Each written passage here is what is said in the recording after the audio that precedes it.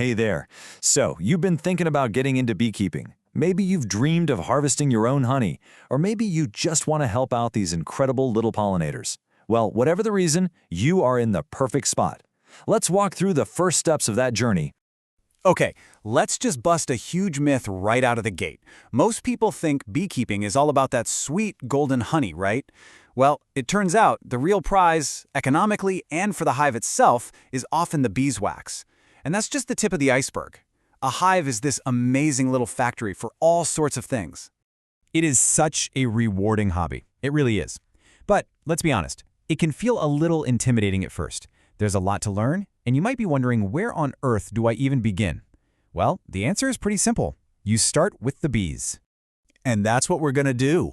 We're going to break it all down. From understanding the wild society that lives inside that box, to picking out their first home, and finally, figuring out your job as their keeper.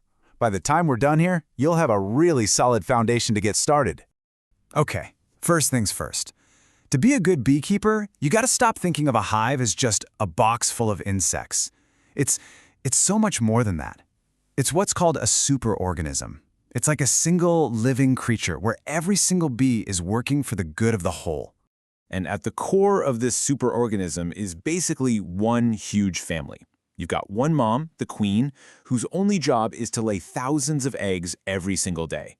Then you've got her daughters, the worker bees, and they do literally everything else, finding food, building the honeycomb, defending the hive. And then you have her sons, the drones. They have a very specific short-term job: to meet with a new queen. Now, the future of this whole family is in what we call the brood. This is just a catch-all term for all the baby bees growing up in the hive, from tiny eggs to little white larvae to the pupae. When you open up a hive and see frames packed with healthy brood, that's your #1 sign that you have a strong colony and a great queen. So, one of your first real beekeeper skills is learning to read a frame. You'll need to know what you're looking at. Capped brood, for instance, has these flat, kind of papery-looking lids where you can still see the hexagon shape. But capped honey, that's different. It's got these bumpy, uneven, almost wet-looking lids. Knowing that simple difference tells you a ton about what's going on with your hive's health and its food supply. All right, so you've got the basics of what's happening inside the hive. Now it's time for your first really big decision. How are you actually going to get your bees? You basically have two main options, and they are pretty different from each other. You can either start with what's called a package of bees, or you can go with a nucleus colony, which everyone just calls a nuke. A package is pretty much exactly what it sounds like. It's a box of loose bees with a queen in her own little cage. They have nothing. No home, no food, no babies. They are starting from absolute zero. A nuke, on the other hand, is like a starter hive. It's a small, established colony that comes with frames of honeycomb, a queen who's already laying eggs, and food already stored. Think of it like buying an empty plot of land versus a small, move-in-ready house. So, how do you pick? Well, packages are a bit cheaper, and you can usually get them earlier in the spring. But they require a lot more work from you right off the bat. Nukes cost more and show up a little later, but they are without a doubt the easiest way for a beginner to get going. You're basically getting to skip the most difficult part of starting a brand new colony. Okay, you figured out how you're getting your bees. Now, where are they going to live? This brings you to your next big choice. What kind of hive are you going to get them? The classic. Most people, especially here in the US, start with a wooden Langstroth hive. It's that stack of boxes you probably picture in your head. It's been the standard for over 100 years. It's pretty affordable, and most of the books and videos you'll find are based on this system. But think about this for a second. We give them this house with pretty thin wooden walls. In nature, where do bees live? In thick-walled, super well-insulated hollow trees. So, does the material we use for their home actually make a difference for them? The answer is, oh yeah, a huge difference. Check out this number: 7. Modern hives made from high-density polystyrene have 7 times the insulation of a regular wooden hive. I mean, 7 times.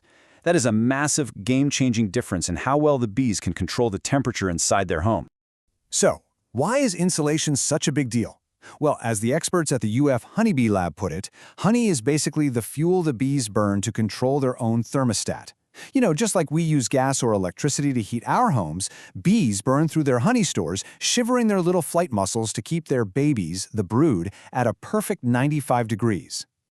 So it all connects, right? A home that's better insulated means the bees don't have to burn nearly as much honey just to stay warm in the winter or cool in the summer. All that saved energy can then go into what really matters, raising more bees and building up a stronger, healthier, and way more productive colony. So you've got your bees, you've got their house. Now, let's talk about you. See, your job isn't just to be a landlord who provides a box. You're an active caretaker, a steward of this little superorganism. And to be a good caretaker, you're going to need the right gear. Let's take a quick look at the absolute essentials you'll need to work with your bees safely and without causing too much chaos. Here's your starter pack. A protective suit and veil, obviously, some good gloves, a smoker, which helps calm the bees down, a hive tool, which is basically a mini crowbar, and a frame grip to lift things out. But see that last thing on the list? Knowledge? That is, hands down, the most important tool you will ever have. And you'll apply that knowledge to your 4 main jobs. First, you've got to manage pests, especially the dreaded varroa mite. You're going to hear that name a lot. It's public enemy number 1 for honeybees. Second, you manage their food, feeding them sugar syrup when there aren't enough flowers blooming. Third, you manage their space, adding more boxes so they don't feel crowded and decide to leave. And last, you monitor the queen. You always want to make sure she's in there, healthy, and doing her job laying eggs. Which brings us to our final and maybe our most important point. Beekeeping can feel like a solo activity, something you do in your own backyard, but it really, really shouldn't be. Your most valuable resource is not going to be a book or a fancy tool. It's going to be another beekeeper. Seriously, get on Google and find your local beekeeping club or association. They have classes, they have mentors, and they have a whole community of people who've already made all the mistakes you're about to make. This is the single best thing you can do to succeed. So there you have it. From understanding the colony, to choosing a home, to knowing what your job is, you now have the building blocks to get started. It's a truly fascinating world that's waiting for you. So, what do you think? Are you ready to join the buzz?